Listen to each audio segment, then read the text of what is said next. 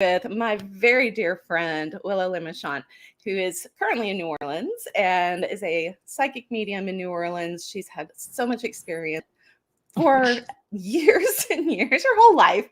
My whole life. But your whole life. And last week we talked about just our own adventures together. And this week we are talking about adventures we've had separately, but at the same place. And if you're in South Louisiana, of course, you know, the plantations are the places to go. I mean, they're beautiful, so full of history, the good, the bad, the ugly. But one of the ones that you need to go a little further north to find into the St. Francisville area, which is just outside of Baton Rouge, is the Myrtles Plantation. And October is the time to go. The Myrtles Plantation has long been recognized as one of America's most haunted houses, oftentimes at the very top of that list, and for good reason.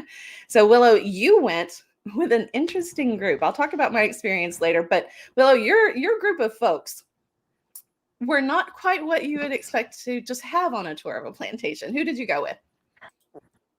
I went with the vampires of the Sabretooth clan who were here in New Orleans for Endless Night in 2019. It was very interesting. Yes. For those who don't know, what is Endless Night? I know what it is. How do you explain it? Endless Night is the Endless Night Vampire Ball. It is the largest gathering of vampires around the world in one spot. And literally, they come from all over the world. I have made lots of friends from all over, everywhere. Germany and Italy and France, and it's awesome. And of course, you know, places like St. Louis, too. I mean, because that was the group that I was with. Mostly from St. Louis. Vampires from Missouri. Let's just all go. Yeah, they're everywhere. You never know who you might be running into. But you never know. So we went, you know, all decked out as vampires, and we, you know, invaded the Myrtles. Now that had to have been a lot of fun for the tour guide, first of all, to kind of see the vampires coming to take the Myrtles tour. Yeah, they all had to have their photos taken with us. It was really funny. Yeah, it was great. I love it. Now, I want to have you on another night to talk about vampire culture in New Orleans, where it came from, the Casket Girls, you know, all of that, kind of how that grew over time. So I absolutely want to have you on another time for the vampire show, just because that's something, you know, we know a lot about, that we've seen as a culture. And Interview with a Vampire, you know, that all of these great vampire stories that actually start in New Orleans. So vampire culture goes way back, hence Endless Night being a big deal in New Orleans. But you don't necessarily expect them at the Myrtles. Now, you went on a tour. Yeah. You went on a tour of the house during the day. Let's see. For those of you who are listening to the podcast, you're going to have to go back and watch the video cast just to actually check this out. The Myrtles is one of the most beautiful homes. It is not one of those, you know, towering 2-story, you know, with the big columns in the front, like you would imagine, you know, Oak Alley and, you know, some of these. It is a lower profile house, kind of wider, almost gives a feel of the 1970s ranch house, only way prettier. So it's a different style. It has a little bit more of that Acadian look to it than it would have, you know, the big kind of Georgian look to it. And I know I'm not using these architectural terms correctly, so folks in the comments, straighten me out, please. I need it. But this is the Myrtles from the front. Now, my experience with the Myrtles goes way, way back when I was a kid. And it was actually the other side of the house. And we'll show you the other side of the house here in a little bit. And my experience, one of my creepiest experiences, happened on the back side of the house. But this is the Myrtles as you approach the house. And you go in the front door, and that is where your tour starts.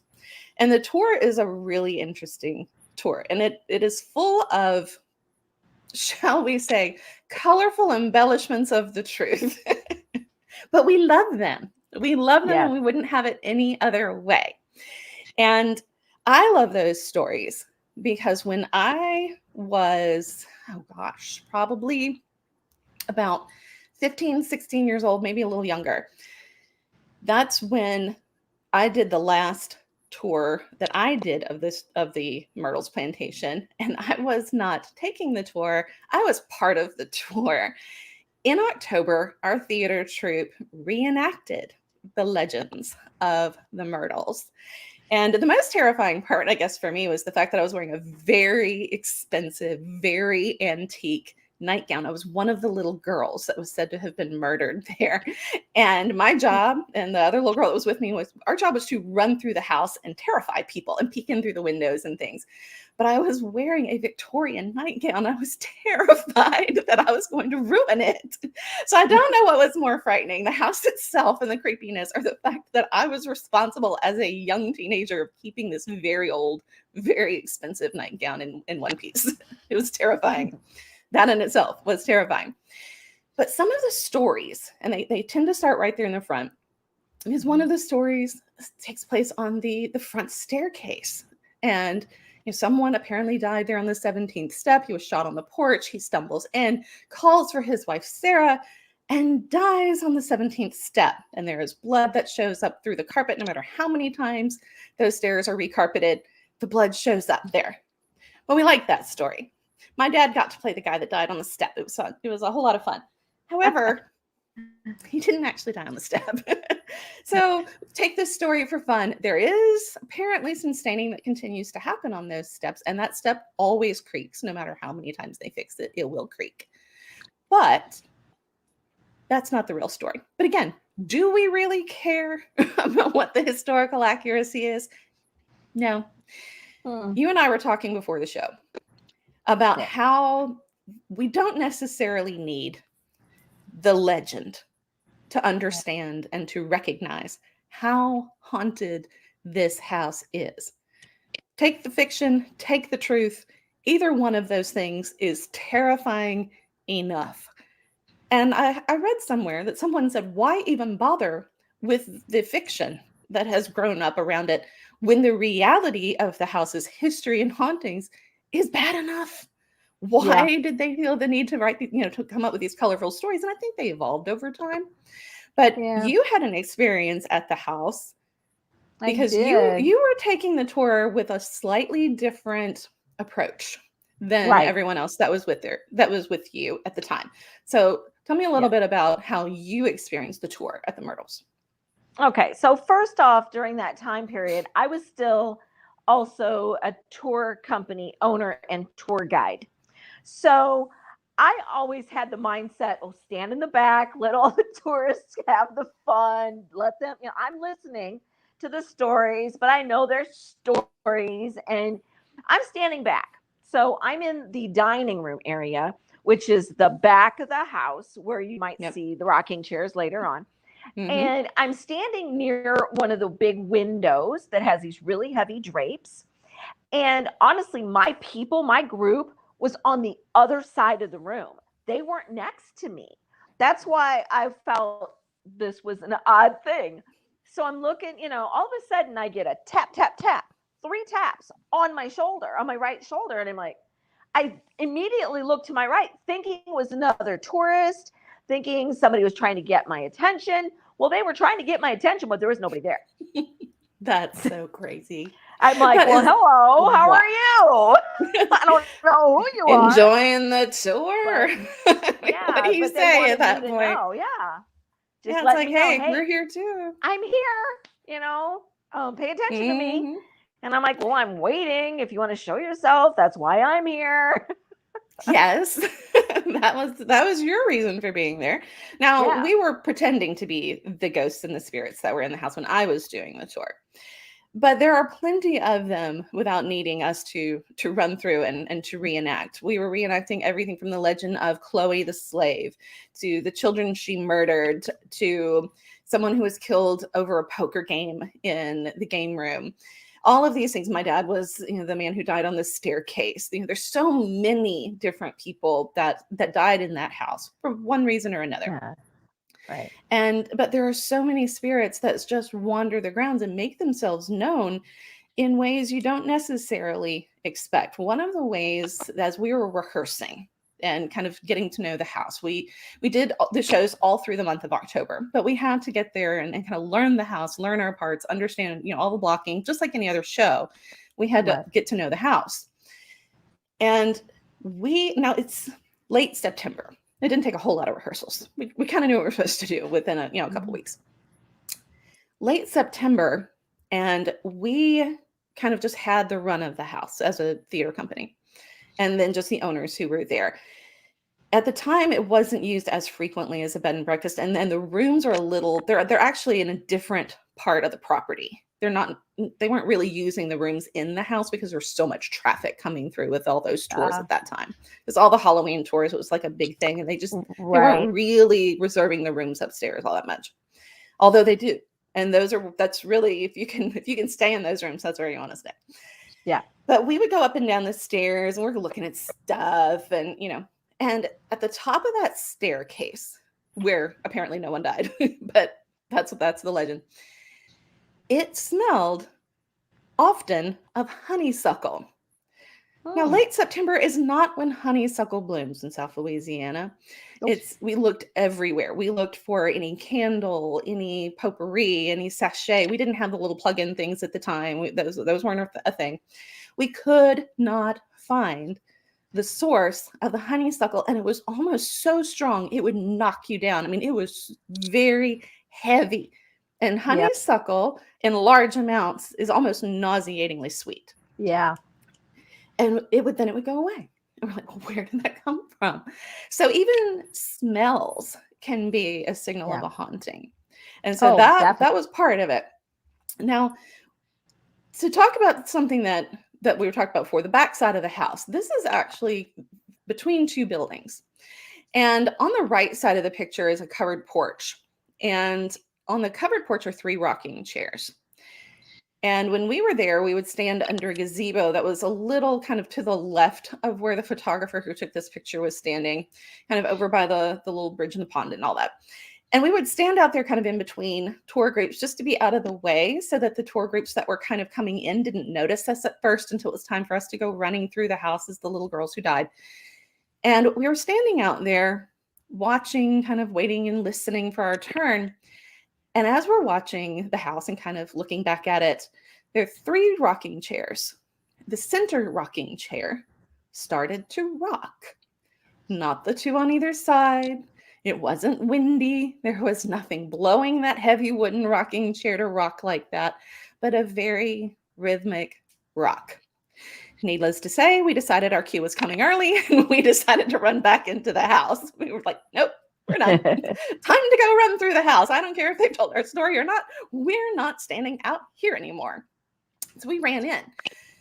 Now maybe this shadowy figure in the center of this picture, maybe that's who was rocking that chair. I don't know. But this shadowy picture, this picture is actually zoomed in fairly close on a wider picture that was taken simply for insurance purposes. The owner of the house at the time was getting their insurance all straightened out, and these 2 buildings are close together. And in order to get their policy straightened out as far as their fire protection goes, the insurance company needed to see how close the buildings were and get those measurements for the distance between the 2 of them. And when the owner is kind of just taking really, just kind of snapshots around the property to try to give these to the insurance company, this shows up in one of the photographs. This picture, the shadowy figure in the center of this picture, this is known as the Chloe postcard. And you can see the pictures of this on the Myrtles website.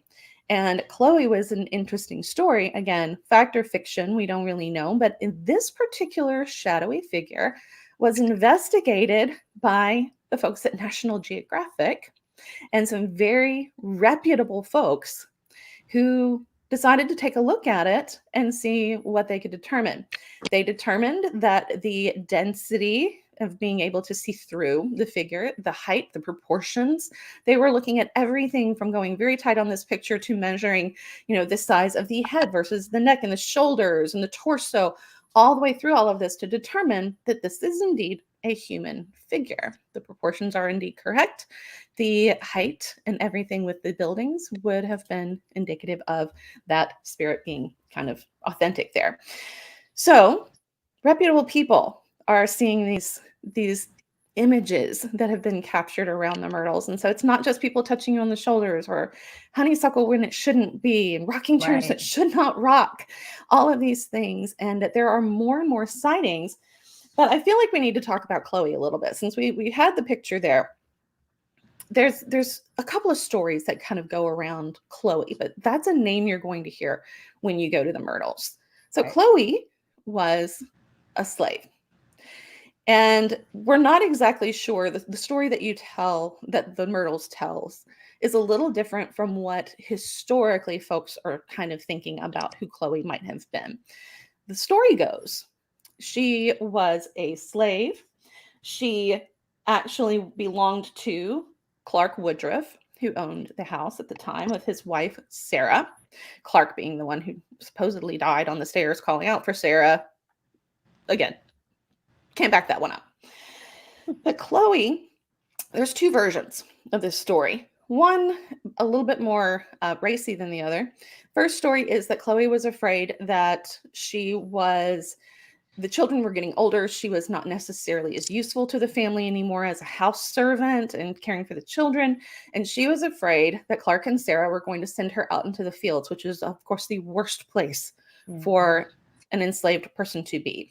And so she was terrified of that. And she eavesdropped on their conversations, trying to figure out what they were going to do with her and kind of her own paranoia. Well, it is said that she was spotted eavesdropping. And so as a punishment, one of her ears was cut off. And so she wore a green turban to cover that deformity. And that was kind of her punishment for that. And so the woman in the green turban is really where all of the legends kind of begin. And why the legend of Chloe grew. And of course, it gets racier. So that's one. So she was afraid that she was going to be booted out of the house. And that is, where in eavesdropping. The other one gets a little sassier. It is said that Clark was actually having an affair with Chloe when Sarah was pregnant with their third child. And that Chloe, being, jilted, I guess. So she was listening at the door and kind of all that. She got punished for that. And she was afraid that with the disfigurement and then being older, she was jilted.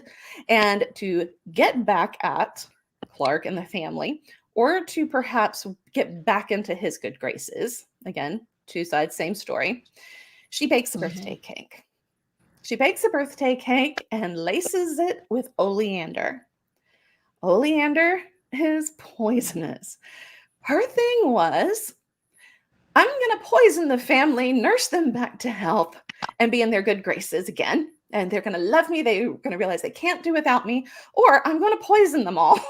and I will exact my revenge. One way or the other, stories diverge. But that's the deal. Clark doesn't eat the cake in the legend. No.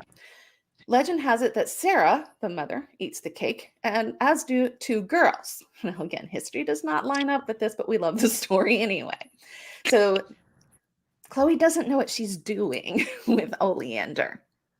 Right. Thinks she's going to nurse him back to health, and, no, they died. All three of them. All three of them died. Too much oleander, huh? I guess that's just, there's not a recipe for oleander cake. She didn't have anything to follow. No.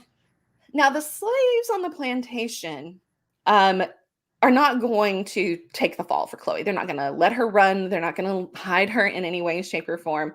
Once they realize that Chloe has indeed poisoned the wife and children, they hang her. They hang her from a tree on the property. And Chloe is murdered by the enslaved on the plantation in punishment for what she did to the master's wife and children. And so Sarah and the children haunt the house. And the mirror, we were talking about the mirror. Yeah. It is said that the mirror actually holds the spirit of Sarah and the two children. But they say girls. History says Sarah had a girl, a boy, and was pregnant with Octavia, who was born, grew up, lived to a ripe old age, and in fact lived in the house. So history and legend, once again, not on the same Yeah. page. Now, you've seen the mirror. I've seen the mirror. Yeah. What are your thoughts about the mirror, Yeah. and why the mirror? I guess is kind of what is the myth of the mirrors, and why mirrors can hold spirits. Well, mirrors are typically used as portals. So during Victorian times, if somebody died in the house, the mirrors got covered so the spirits wouldn't get trapped in the mirrors. Right. So you'll see that a lot. I think people around New Orleans still do that. I have portal mirrors. I love them. they're in my seance room. Sure. But I have seen that multiple times. Like I just investigated the Hotel Bar and Grill in Humbird, Wisconsin, and I found their source of their hauntings. Everybody thought that it was some of the furniture that was there. It's all the portal mirrors. They have so many mirrors in that place. Every room has a mirror. There's mirrors up and down every hallway. I physically saw a little girl apparition walk through the wall and right through a closed door. And I'm like, hello. I'm like in the middle of the day, these portal mirrors. So I bless the mirrors to calm everything down, but I can't close them all. But I think that's why this mirror at the Myrtles constantly is part of the story and part of the haunting, because it doesn't matter what mirror is there. That is a portal. And it may not be the mirror itself. It could be the wall that the mirror hangs on. So there's lots of, it has to really be investigated to figure that one out. And I was in there during the day. I couldn't investigate that. So. Exactly. Now, I've seen the mirror, and it does look like there's a profile that you can see. Yeah. If, it's all the smudgy old mirrors. I mean, you can kind of say, well, it's like those 3D posters, if you blur your eyes enough or look through it, then you can see all this stuff. A lot of times that's kind of what you think. However, this is fairly easy to see. You don't really have to look that hard to see the profile. Right. And there's the palm and fingertips where it looks like someone is pressing through that mirror. It's freaky. It is. And when we were there, it's a very freaky mirror. They had said that they have resilvered the mirror over and over and over again. Didn't fix it. Mirrors have broken over time. They're on the third mirror, I believe. They may have gone up to another one, but the most recent thing that I could find says they're on the third mirror. And the same images are coming through no matter what that mirror is. And in 1975, the owner of the house at the time, in 1975, was nearly killed by the mirror flying off the wall. And so it flew off the wall 20 feet, hit him in the head, and nearly killed him. So the mirrors themselves are definitely carrying through the different, there we go, there's Willow back. But see, what is it with us and trying to do a show, and the spirits are like, no. Technology, no, not going to do it. Happens to us all the time. But the mirror flew off the wall, hit the guy in the head, nearly killed him in 1975. So there's definitely something with the mirrors. Now, Chloe, we know, is not necessarily as true as we would think. That whole legend, not necessarily. However, the woman with the green... I can't hear you. You can't hear me. Go back out and come back in. I can hear you. So pop out and come back. I'll let you back in. So while we're waiting on Willow to come back in, let me tell you a little bit about the woman in the green turban. The woman in the green turban may or may not be Chloe. The woman in the green turban appeared apparently to one of the owners, who did a little digging, a little investigating, asking some questions of people around about things that were going on with the house. Yay, does it work? There you are. Can you hear me now? Yeah, I can hear you now. I'm like, what's going on? So the woman who owned the house is digging, like, who, anybody know anything about a woman in a green turban? So she didn't really get specific with the neighbors about what she had seen, but the questions let us know that she had seen the woman in the green turban. Now, there's something interesting about that story. Chloe doesn't make any sense. We know that it doesn't make any sense because Sarah died of yellow fever. She had a boy and a girl, not two girls. They died young of yellow fever as well, but at all 3 different times. And Octavia survived, grew up, certainly did not die while her mother was pregnant with her, because she lived on and on. However, after Sarah's death, it is said that the owner of the house hired a French tutor, a French governess who wore a green turban. Ah. And she had come from a very bad situation before where she had had both of her ears cut off and wore the turban pushed way down on her head to hide the disfigurement. And so she also lost a child very young.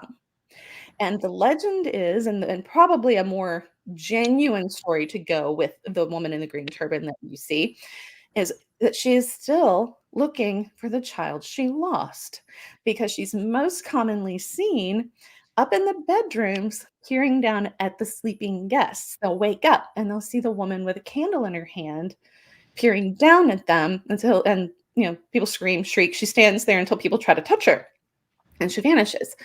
So it's said that she's looking for her child that she lost. She never did Yeah. reconnect with the child. And so the Yeah. unfinished business that she has is the child that she lost, but her death was at the Myrtles. So she's held to the house, even though the child wouldn't be there, but she's continuing to search. So Right. that actually makes more sense. And the truth, the history that backs it up, makes it almost a sad story, not this murderous slave that, with the oleander birthday cake. That's a fun story to tell. But Yeah. how sad for the true story behind the woman in the green turban. So I gotta say, some of the stories that were the truth are better. I don't know Yeah. why you're telling the other stories. That's a better story. It is. I like it better. I don't remember seeing any oleander bushes there. Now that I think about it. I used to grow that in He Tucson, ripped them all. Arizona, but I used to have lots of oleander. But I didn't poison anybody with it. She didn't bake with it. No, no No tinctures, baking. no nothing. No. Now, you and I are not the only ones who have had strange experiences at the Myrtles. The strange experiences have happened throughout time and honestly started really early on. Just some of just the land itself and some just must Yeah. have been holding something, because this house was built pre-1800 and Yeah. it was a different plantation. And then when it was renovated by the second owners, it was given the name the Myrtles, which we know it as today. The house was like they built the big porches onto it, raised the ceilings a foot on each floor, and did some pretty extensive renovations to create the home that is now standing there. But it has been haunted all along. So something about where it is holding on to I'm sure. spirits. And maybe it is some sort of spiritual vortex or something. I mean, Mhm. geographically, who knows? Yeah. And Yeah. those things happen. Well, I felt things on the whole property. So it wasn't just limited, I think, to the house. I Mhm. felt things out, all those extra buildings they've brought in that were like the slave quarters and things for you to look at. They all felt like that. It's like Mhm. I felt there was lots of activity and energy on that whole property. And that makes sense with some of the other stories that were told. There was a man who lived on a back part of the property in a home, in a little house back there, an overseer, someone who was robbed and killed in a robbery. And supposedly he haunts the property itself, but he was not someone killed in the house or died in No. the house, but he was Right. on the property. And Yeah. so, his spirit is apparently there. Um, People will say that they see shadows of soldiers hanging in the front trees, from the Civil War. There's no documentation of whether or not Right. soldiers were hung in the front trees. However, soldiers did loot the house. Union soldiers did loot the house. And I mean, they Yeah. robbed them blind, took everything they had. But did they hang in the trees? I don't know. We don't really know. We don't know that Chloe ever hung in a tree because there's actually no record of a Chloe ever existing. The Right. slave records, I mean, people kept really detailed records of that. That Yeah, was they did. property. It was That was their property. Yep. wealth. And so Yep. they had very detailed records of that. And unless she simply had another name, there is no Chloe in the records. Right. But I go back to the story of the woman in the green turban who lost the child. I like that story better anyway. Yeah, I do too. But people still see things. There was a film crew that was there that was filming a mini series. And they moved all the furniture out of one of the sitting rooms, one of the parlors, because they were going to use that room. They'd been filming all over the house. The crew and the cast were like, don't like it here. Don't like it here. It feels really, really weird. Don't like it here. But they cleared the room. And, they did some of the stuff that they were going to be doing. They moved all the furniture out, all of the rug, everything got moved out. And then, they took breaks for a while, and they kind of all left and went away and did something else for a while and came back, and all the furniture is back in place. That happened 3 times. 3 times. Wow. This is a Hollywood film crew that was happy to leave. They were done filming. Employees that work there leave. Just walk off the job because they have seen something. There was a man at one time whose job was to kind of greet the visitors at the gate, give them directions, kind of check people in, get them parking the right, whatever. A woman in a white Victorian dress walks through the gate, up the front walk, up the front stairs, and right through, not opening, but through the front door. Finished. He just walked away. Just left. It was like, nope, peace out. The man walked off the job, never would come back. Things like that keep happening.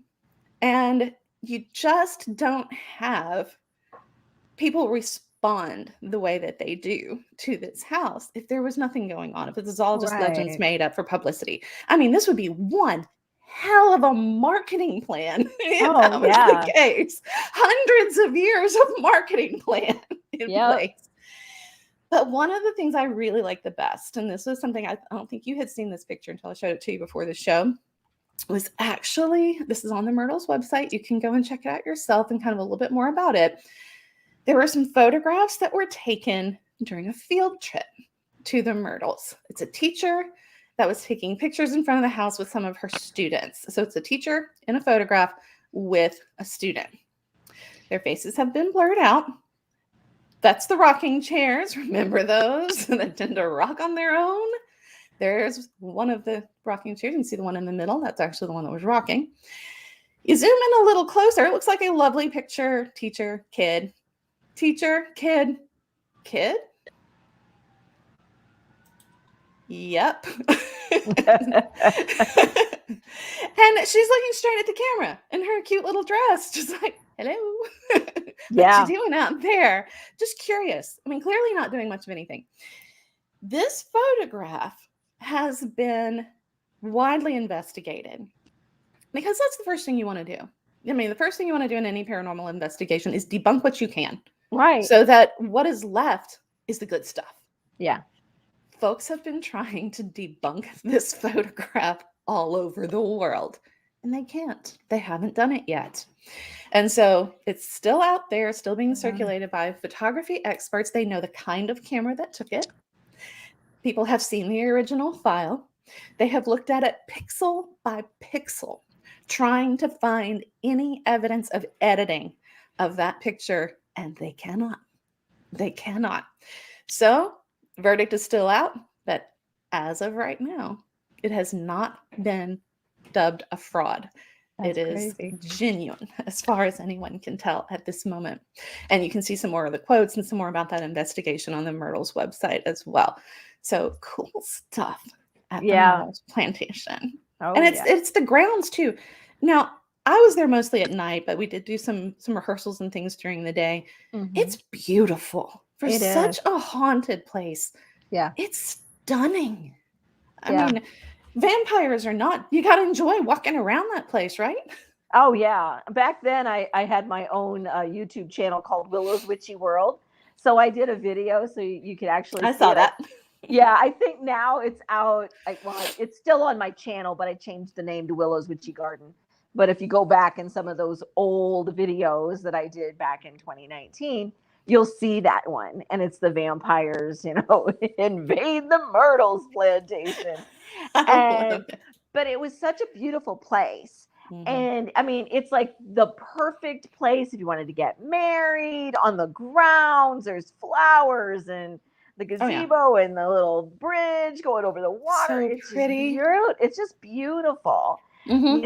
and of course all the Spanish moss in the trees, and it's just the Yes. epitome of Gone with the Wind. I mean, It really is. It it really is is. Yeah, it's stunning. The gorgeous. gardens are beautiful. And honestly, Yeah, St. Francisville, Louisiana is a beautiful place. yeah. There are 7 plantation homes there. There's Afton Villa Gardens, which is the plantation garden still remains, even though the home itself burned down. There's so much to really see. It's a great trip to take. Rosedown, gorgeous. I mean, there's so many beautiful homes to go and see. And it's one of those places that you just kind of get lost in the feeling of it all. It's almost peaceful, even though the Myrtles is creepy. There's a peace to that because you're just surrounded by such natural Yeah. beauty Yeah. that maybe that's why it's so easy to connect with the spirits there, and why you kind of are Yeah. opening yourself up, because there's just such genuine beauty around you, whether it's Yeah. the gorgeous home inside or just the gardens that are outside, and just the Yeah. landscape itself is stunning. It really is. Oh yeah.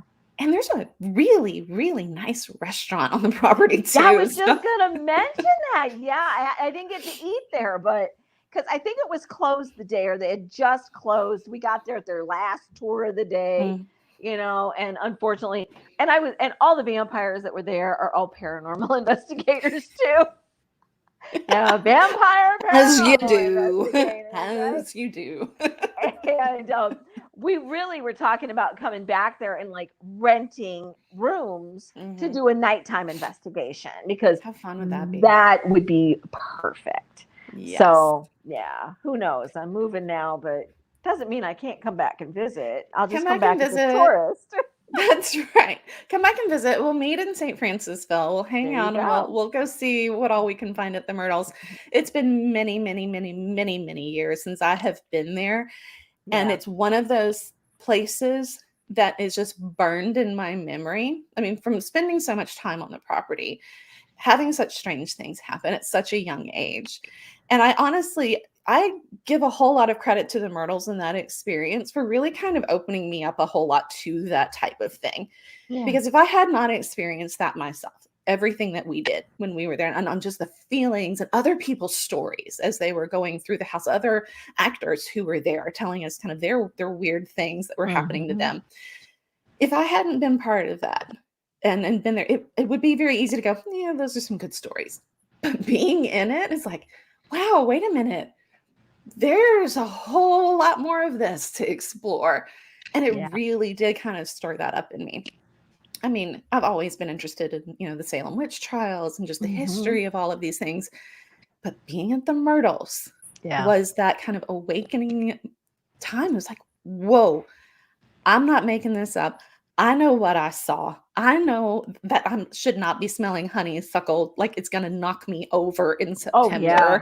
Yep. This is not okay. And as a teenager, teenagers are sarcastic. Teenagers want to say everything is stupid. Nope. This teenager was convinced. And Right. Yeah. still to this day, I would love to go back and see if, over time, being more and more open to that, having more and more experiences like this, what would my experience be as an adult returning to the Myrtles again, to have that same, would it be the same? Would I experience something different? I never stayed there overnight and I wanted to. I know. So me I would love too. to do that. I would absolutely love to do that. Maybe next year we can plan a trip. Maybe. I know we're going to have to really think about this and get a plan down. And I know you've got a whole lot coming up on your plate coming up soonly, but Sure. I do want to have you back on to talk to me about the vampire ball Okay. and vampire culture, because I Yeah. think that that's something lots of folks I know are interested in that. And you have got lots of experience with all of that and stories to tell. And they're some of my favorite stories. I mean, I've had the honor of having my name and my work compared and put in the same place with Anne Rice on 3 separate occasions. That's awesome. And I have to say, they could give me all the awards in the world, and I don't know that anything would compare to that, being put in the same sentence as Anne Rice. Because she and the Vampire Chronicles, all of those things that she created, gosh, they were just, those were my books. I mean, I loved all of that. The Mummy, and they're so good. Yep. So that is very important to me as well. I would love to talk to you about that, just from my side as a literature side of things, and then you actually getting to experience the Endless Night Ball, which is just super cool. Yep. And I'm jealous of that experience, frankly, but I have to admit that. Just a little tidbit. One night I was sitting out in Jackson Square, and this movie crew walks up to me and asks me if I would mind doing a palm reading for one of their actors. And I had no clue what this show was. Come to find out, it was the originals. And I was doing a palm reading for Klaus. Shut up! I held his hand, lady. Shut up! How did I not know this story? Yeah, it was like, I don't even know what show that is. Whatever. I do this stuff all the time. Pay me for that palm reading. Okay, let's go on. Yeah, that was my night. And I didn't know until like weeks later who it was. But, I read for famous people all the time, and I just go, okay, whatever. I don't know. You're just another client to me. I don't fangirl over people. It's just when you live here, it's like there's so many actors that live here or film here. This is what they call South Hollywood. So it's like, okay, but yeah, I did a palm reading for Klaus. Just Klaus. Not some rando extra vampire. Klaus. No, the main guy. Yeah. Main guy. He wasn't my favorite. He wasn't my favorite of the show, but it was cool. That's wild. That is wild. I mean, you and I would have to have a serious talk if it had been the Vampire Diaries and Ian Somerhalder had sat down. I know, right? If it had been Damon, yeah, he's still my heart. Then I would have been like, oh my God. But no, it was Klaus. It's Klaus. It's Klaus. It was Klaus. That's awesome. Well, we're going to talk more about that and more about vampire culture coming up on a future show. We will touch base on that.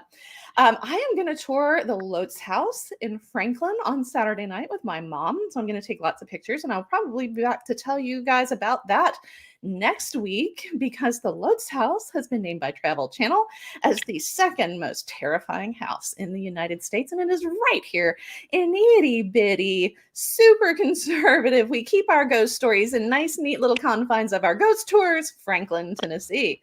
So I'm excited about going to explore the Lotes house this weekend. So we'll be back with that. And we'll be back with Willow on another show because she's my buddy and I'm not going to let her get too far away for very long. And I'm jealous. Yeah. I want to go. I know. Well, you're going to have to come and visit, and we're going to go explore all of the haunted places around here because, surprise, surprise, this was a major, major center of a lot of hauntings. It had to do a lot with the Battle of Franklin, which was known as the 5 bloodiest hours of the Civil War.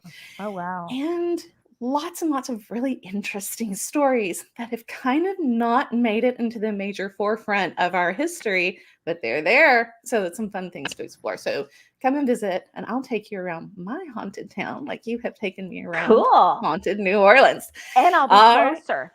That's right. It'll be easier for you to get here. Oh, look at us making travel plans on Dead Folks Tales. All right. Well, guys, thank you so much for joining us. I hope you enjoyed the story of the Myrtles Plantation from St. Francisville, Louisiana. As always, thank you so much to my guest, Willow Michon. Check her website out so that you can see all the services she provides and just how super cool she truly is. And hey, dig up the vampire video and watch that Willow's Witchy Garden now, but it was Willow's Witchy World. You'll see the vampire video. It's there for you. Go check it out. And in the meantime, we will see you next week on Dead Folks Tales. Thanks so much for joining us.